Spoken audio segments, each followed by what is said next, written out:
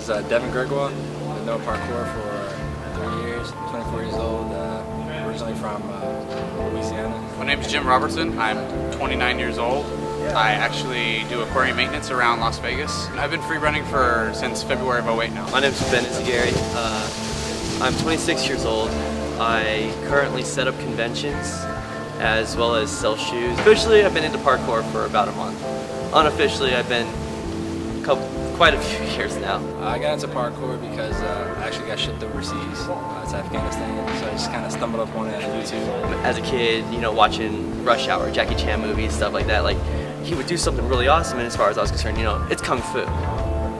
But I want to do that. I want to run up that wall. So I would go run up the wall. I would go jump over the fence. But I recently came across, you know, Las Vegas's parkour group website here, and I was like, these guys seem pretty cool. I had a couple days off work, so I came out and met them up here at UNLV and did some training, went to the gym, and started learning like some like the flips and tricks and stuff like that. When I first started training parkour, it was something that I needed to have an outlet. You know, I would do bad things such as drugs and play video games and eat and not do anything else besides sit on my butt all day. Once I learned about parkour, I said, hey, I can do that kind of stuff, and is there a community here? And you know, I did a bunch of research, Googled and everything, found LBPK, and that really opened my eyes up to how the world really is. Once you start training parkour, you see the world differently. That's not just a cliche. I mean, you see lines and all kinds of different things. My grandparents see things driving down the road and mention to me, go to this park and check this out because there's a conch precision and stuff. So that's how much it is in my life that everybody around me knows about it and sees life a little bit different because of that. Parkour has really has transformed from being something that I did to something that is now me, that everything else surrounds parkour. Parkour is my son. It helped influence my direction in life. I was a martial artist, I was in the military, I was already disciplined. It just helped me set a focus. Yeah, what do I want to do with my life? And I found something that I can actually pursue and help the younger generation push forward into. I feel that parkour in my life has kind of given me more of like a hippie feel to life. It's a lot more peace, free flow, fun loving. Like it's given me a lot of just creative energy, and it makes me more feel like I'm a peaceful person, no matter what it is. The fluidity of movement here can turn later into just the fluidity of a friendship. You can now want to reach out towards other people you would normally be closed off to because you just feel open.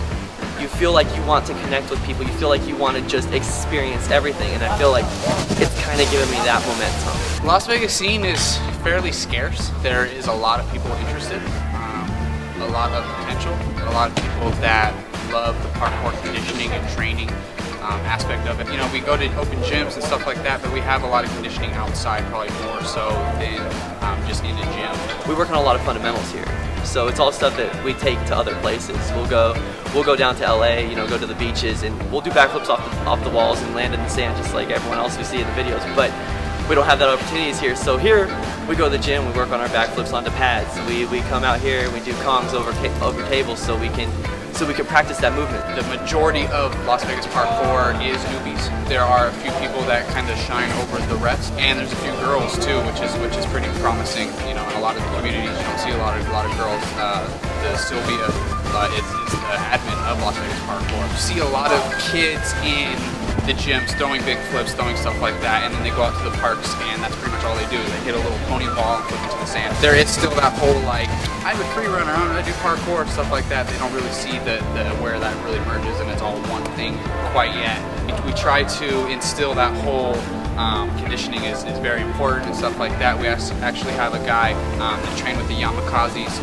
Him and his friends come down and help train us, and you know, we don't do a lot of jumping, we do a lot of conditioning, a lot of strength building, a lot of technique building. The difference between Las Vegas Parkour versus what I've seen on YouTube videos is the diversity of our group. Whenever we come here, we're meeting as a group, it's more of an eclectic group of friends who are all here, we support each other.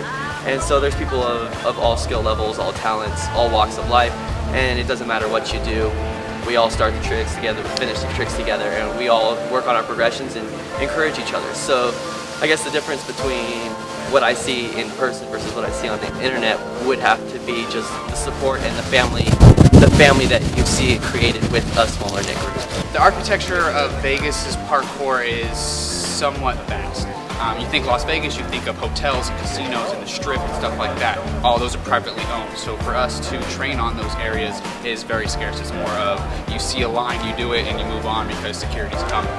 There's a few hotels that are a little more lenient and stuff like that.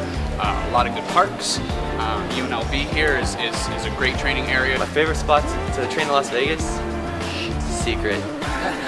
I go out on my lunch breaks at work, and there's this little loading dock right behind the convention center. What makes that my favorite spot is the fact that I'm in this confined environment working, and I can't feel free to express myself. I'm very much work, and I can just take my break for 15 minutes, half hour, whatever it is, run outside and just be completely free to be who I am and do whatever I want to do. I mean, we have slippery surfaces, so it pretty much emphasizes everybody to be a little bit more precise with their jumps.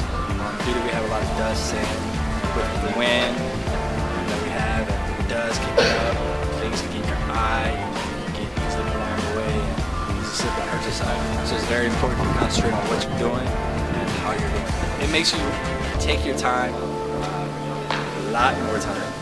Here, I would say it's a little bit more mental because we got the wind blowing in our face all the time. My biggest influence is to improve myself. I don't really look at anybody else to direct where I want to go. It's all coming from myself, because at the end of the day, it's all me. So I would say myself influenced myself to push harder.